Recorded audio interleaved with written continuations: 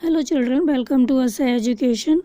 आज हम करेंगे सीबीएसई की 8वीं क्लास की हिंदी की किताब भारत की खोज के सेकंड चैप्टर तलाश के अति लघु उत्तरीय प्रश्न। तो आइए देखते हैं कि आपका पहला प्रश्न क्या है। पहला प्रश्न है, नेहरू जी ने भारत को किस नज़रिए से देखना शुरू किया। तो नेहरू जी ने भारत को एक बाहरी आलोचक की नज़र से देखना शुरू किया। अगला है, लेखक कहाँ के टीले पर खड़े हुए थे। कौन सा टीला था जिस पर वो खड़े हुए थे। तो लेखक उत्तर पश्चिम में स्थित सिंधु घाटी में मोहनजोदड़ो के एक टीले पर खड़े हुए थे। अगला प्रश्न है, भारत हजारों वर्षों तक स्वयं की सभ्य पहचान को किस कारण बनाए रख पाया है। तो भारत में कोई विशेष तत्व अवश्य है जो उसे जीवंत और टिकाऊ बनाए हुए है। तो भारत की जो सभ्यता संस्कृति है इतने लंबे समय तक चली आ रही है, ये क्यों बनी हुई है, क्योंकि भारत में कोई ऐसा विशेष तत्व है अवश्य जो हमारी सभ्यता संस्कृति है उसको बनाए हुए है। अगला है, नेहरू जी पर भारत के इतिहास और विशाल प्राचीन साहित्य की किन बातों ने प्रभाव डाला।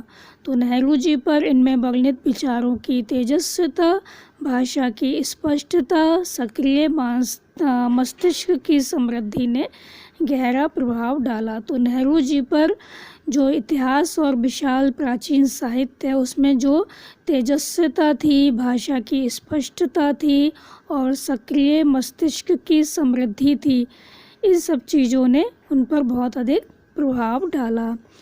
अगला है, हमारे देश का नाम किसके आधार पर रखा गया। तो हमारे देश का नाम जो इंडिया है या हिंदुस्तान है वो किसके आधार पर है। तो इंडस या सिंधु के आधार पर हमारे देश का नाम पड़ा इंडिया और हिंदुस्तान। गंगा जी के बारे में नेहरू जी ने क्या कहा था। तो गंगा जी के बारे में नेहरू जी ने कहा था कि गंगा ने इतिहास के आरंभिक काल से, मतलब प्राचीन काल से ही, आरंभ के काल से ही भारत के हृदय पर राज किया है। गंगा की गाथा भारत की सभ्यता और संस्कृति की कहानी है।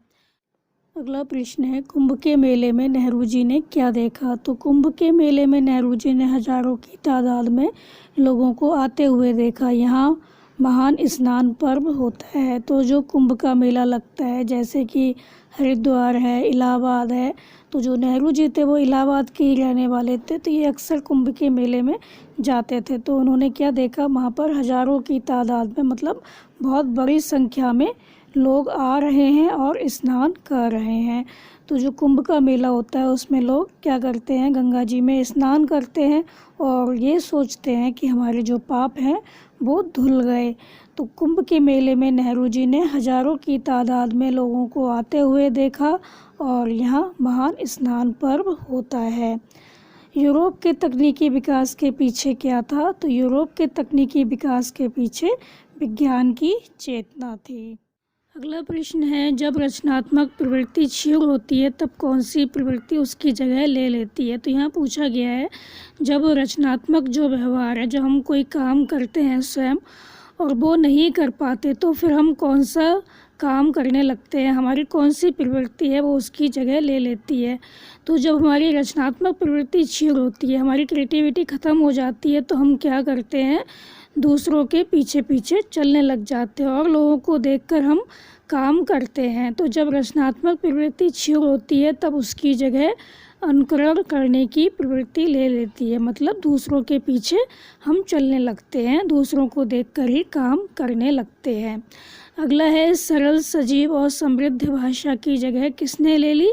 तो सरल सजीव और समृद्ध भाषा की जगह अत्यंत अलंकृत और जटिल साहित्य शैली ने ले ली। तो जो पहले भाषा होती थी बहुत सरल होती थी और सजीव होती थी और समृद्ध होती थी, लेकिन उसके बाद क्या हुआ, जो लेखक थे उनकी जो लिखने की परंपरा जो चली आ रही थी उसमें उन्होंने बदलाव लाया और क्या हुआ, जो लिखने की परंपरा थी जो कि बहुत सरल सजीव और समृद्ध भाषा में लिखते थे, अब उन्होंने उसकी जगह अपनी भाषा में अलंकारों को डालना शुरू किया। उनकी जो भाषा थी काफ़ी जटिल हो गई, लोगों को आसानी से समझ में नहीं आती थी।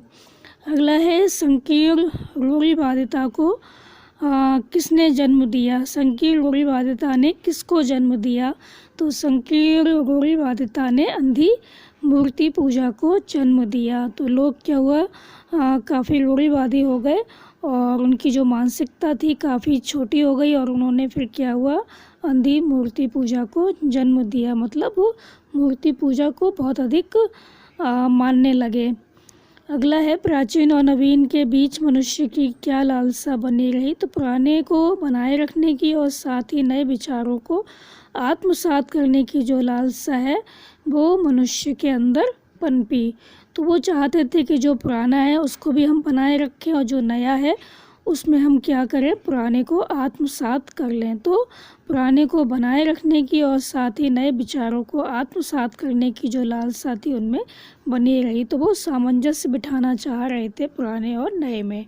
अगला है, नेहरू जी को 5000 साल से चली आ रही सांस्कृतिक परंपरा की निरंतरता में क्या प्रतीत होता था? तो इसमें उन्हें विलक्षणता प्रतीत होती थी। तो उनको लगता था कि हमारी जो सांस्कृतिक परंपरा है इतने साल से चली आ रही है, इसमें कोई ना कोई बहुत ही विलक्षण बात तो है। अगला है, लेखक भारतीय संघर्ष में नेतृत्व के लिए किसकी ओर देखता था? तो लेखक भारतीय संघर्ष में नेतृत्व के लिए निश्चित रूप से जो मध्य वर्ग था उसकी ओर देखते थे। अगला क्वेश्चन है, मध्य वर्ग के अंदर विद्रोह की चेतना क्यों पनपी थी? तो मध्य वर्ग जो था वो स्वयं को बंदी और सीमाओं में जकड़ा हुआ महसूस करता था। वो अंग्रेजी शासन में कुछ भी नहीं कर पा रहा था, इसलिए उसके अंदर विद्रोह की चेतना पनपी। तो कोई भी मनुष्य होता है वो आज़ादी चाहता है, लेकिन जो अंग्रेज लोग थे वो क्या करते थे, जो मध्य वर्ग के लोग थे उनको बहुत अधिक परेशान करते थे और उनको कोई भी काम नहीं करने देते थे, जिस वजह से मध्य वर्ग को लगता था कि वो जो अंग्रेजी शासन है उसमें कुछ भी नहीं कर पा रहे जो वो करना चाहते हैं। इसके लिए क्या हुआ, उनके अंदर विद्रोह की चेतना पनपी। अगला है, नेहरू जी ने किसानों को किसकी जानकारी दी? तो नेहरू जी ने किसानों को जो उनकी सामान्य समस्याएं थी उनके बारे में बताया और अपनी यात्राओं के बारे में बताया। अगला क्वेश्चन है, लेखक ने लोगों से क्या अपेक्षा की? तो लेखक ने लोगों से ये अपेक्षा की थी कि वो भारत को अखंड मानकर उसके बारे में सोचें और विश्व के बारे में भी सोचें। अंग्रेजी शासन में भारत के किसानों की क्या समस्याएं थीं? तो अंग्रेजी शासन में किसानों की प्रमुख समस्याएं थीं गरीबी, कर्ज, जमींदारों और महाजनों द्वारा शोषण, लगान और पुलिस के अत्याचार। प्राचीन भारत की क्या विशेषता थी? प्राचीन भारत अपने आप में एक दुनिया थी, एक संस्कृति और सभ्यता थी जिसने तमाम चीज़ों को आकार दिया था। एकता और विविधता का सामंजस्य कैसा था? तो भारत की एकता बाहर से आरोपित नहीं थी बल्कि यह आंतरिक थी। कोई दिखावा नहीं था बल्कि हमारी जो एकता थी वो आंतरिक थी। इसके साथ हर तरह की विविधता को मान्यता ही नहीं प्रोत्साहन भी दिया गया। कौन कौन से धर्म के अनुयायी भारतीय बने रहे? तो यहूदी, पारसी और मुसलमान जो थे वो भारतीय बने रहे। राष्ट्रवाद की अवधारणा का भारतीयों पर क्या असर हुआ? राष्ट्रवाद की अवधारणा विकसित होने पर जो भारतीय थे वो क्या करते थे, एक राष्ट्रीय समुदाय बनाकर एकजुट रहते थे, भले ही उनके अंदर कितने भी अधिक मतभेद क्यों ना हो। तो जो भारत के लोग थे जब विदेश में जाते हैं तो क्या करते हैं, अपना एक राष्ट्रीय समुदाय बना लेते हैं, अपने राष्ट्र का एक समुदाय बना लेते हैं और लोगों को ये लगता है कि इनमें कितनी एकता है, भले ही उनके अंदर भले ही भीतर से कितने ही अधिक मतभेद क्यों ना हो। तो राष्ट्रवाद की जो अवधारणा थी उसका जो विकसित होना था उससे क्या हुआ, भारतीय एक राष्ट्रीय समुदाय बनाकर विभिन्न कारणों से एकजुट रहने लगे, भले ही उनके भीतर कितने ही अधिक मतभेद क्यों ना हो। नेहरू जी को कैसी सांस्कृतिक पृष्ठभूमि मिली? तो नेहरू जी को एक ऐसी सांस्कृतिक पृष्ठभूमि मिली जिसमें लोक प्रचलित दर्शन, परंपरा, इतिहास, मिथक और पुराकथाओं का मेल था।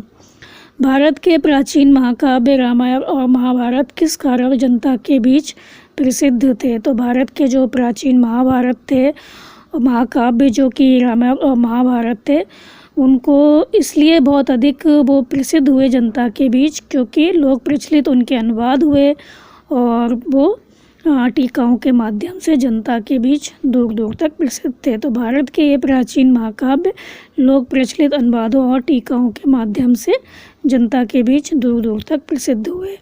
नेहरू जी किसे देखकर विस्मय विमुग्ध हो जाते थे, किसे देखकर उनको बहुत अच्छा लगता था। तो नेहरू जी जब किसी गांव से गुजरते हुए किसी बहुत ही सुंदर पुरुष या सुंदर स्त्री को देखते थे तो वो विस्मय विमुग्ध हो जाते थे, उनको देखकर बहुत आश्चर्य होता था उनको और वो मुग्ध हो जाते थे उनके ऊपर। नेहरू जी स्वागत सभाओं में क्या पूछते थे? तो नेहरू जी स्वागत सभाओं में पूछते थे कि भारत माँ की जो तुम जय बोल रहे हो उसका क्या मतलब है। तो नेहरू जी जब स्वागत सभाओं में जाते थे तो लोग बोलते थे भारत माता की जय, तो वो उनसे पूछते थे कि भारत माता की जो तुम जय बोल रहे हो इसका क्या आशय है। नेहरू जी उनको समझाते थे कि तुम सभी क्या हो, भारत माता के हिस्से हो। तो ये थे इस चैप्टर के कुछ क्वेश्चन आंसर, आप इसको अच्छे से समझकर याद कर लीजिए और हमारे चैनल असा एजुकेशन को लाइक कीजिए, सब्सक्राइब कीजिए और शेयर करना मत भूलिए। Thank you.